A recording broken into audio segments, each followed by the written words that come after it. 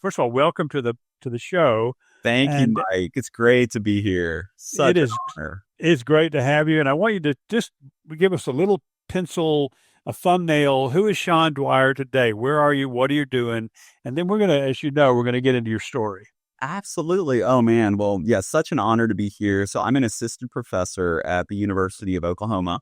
And I've been here since the fall, and it has been such an honor to be here. So I'm a research faculty. So a lot of my work is centered around research and entrepreneurship. So seeking to understand, what does it mean to have purpose in work? What does that look like? Study the well-being of entrepreneurs, their psychology, stress. We all know entrepreneurship is stressful. So I study these dynamics. How do entrepreneurs make it through challenging times? So getting to do this, and then also teach a course here at the University of Oklahoma, part of the new venture development sequence here for our majors and our minors. And it's wonderful. So that's what I'm up to. I finished my PhD at Baylor University in the spring of 2024. So that's where I am right now, just kind of high level, but yeah, super great. No, that's great. So, do I have to call you doctor? You don't have to call me doctor. My dad was a PhD, and he said he said he was a doctor, but he was the kind of doctor that didn't do you any good. That's what he always said. I don't know. I think we can do some good for sure as PhD. I think so. So I'm really curious. Now I'm gonna let you tell your story, but I'm really curious a little bit of just the journey from trying to figure out what you want to do with your life to, now, teaching on purpose. I mean, what are some of the big pieces of that journey, Sean? Yeah.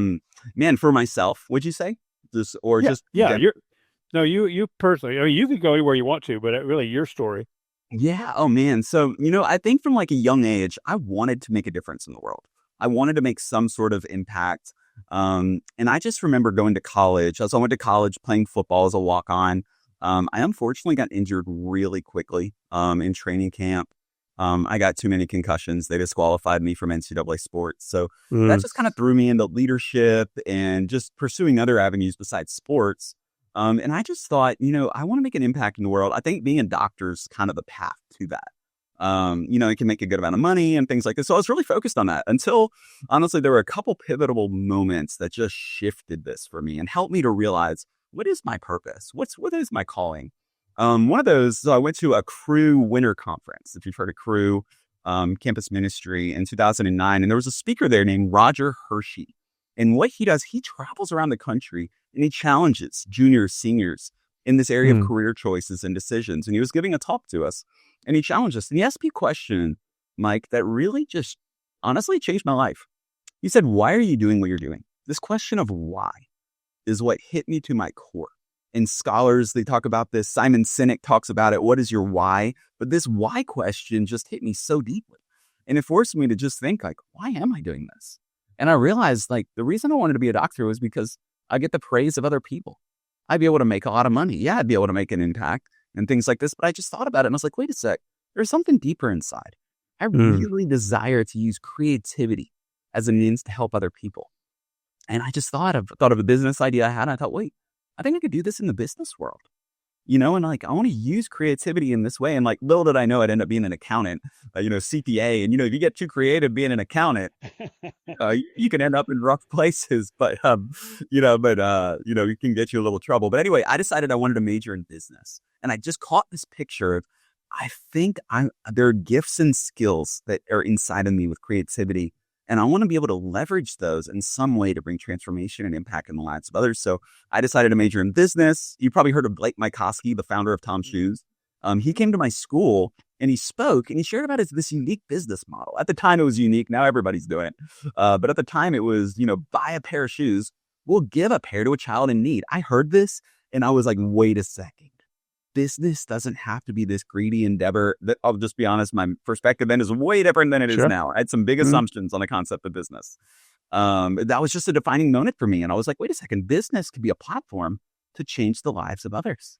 And So this, go back to this encounter for a second before we go too much deeper into this, because you said you had your why, you had your purpose of I wanted the prestige and the income, and yeah, I wanted to help people, but that was all kind of a subtext. But it sounds like you had a sense underneath that that there was something more, and this guy helped you peel that back. Can you and see what was really in your heart? Can you Yeah. talk just a little bit about that experience? Because I've been there too, and I think there's a lot of our listeners, depending on where they are in their walk with God right now, that they may be at that point. It's like I'm Yeah. trying to discover purpose. I really want to get beneath. I want to open up that last layer and see Yep. what God's put in me. So talk a little bit about that experience and what you learned. You just kind of told us some of the outcome, but what was it Yeah. like doing that? Yeah, man, that's so good.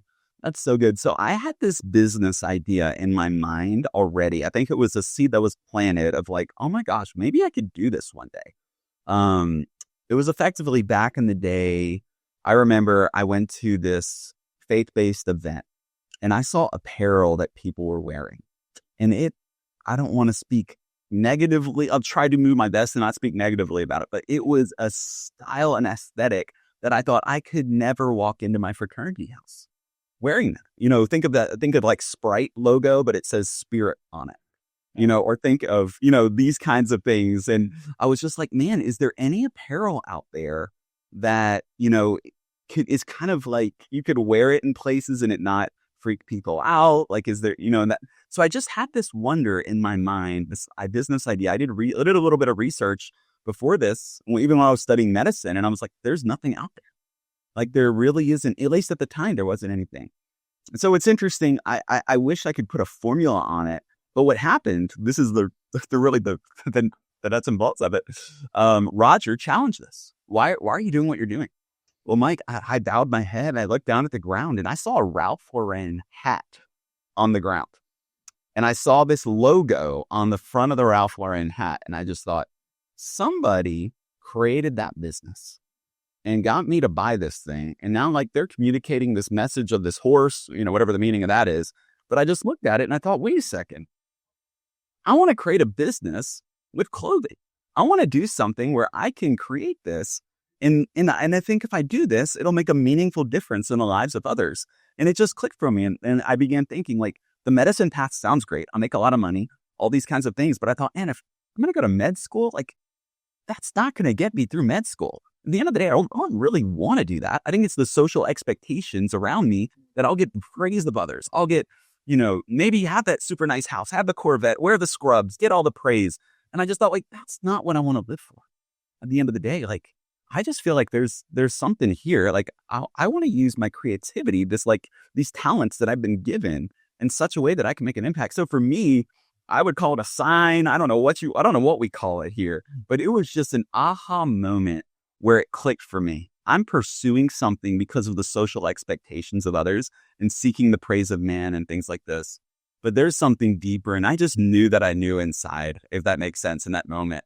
I looked at the hat and it clicked. I'm changing my major. So it was a pretty wild. I usually don't get to that level of depth, but I hope that's helpful.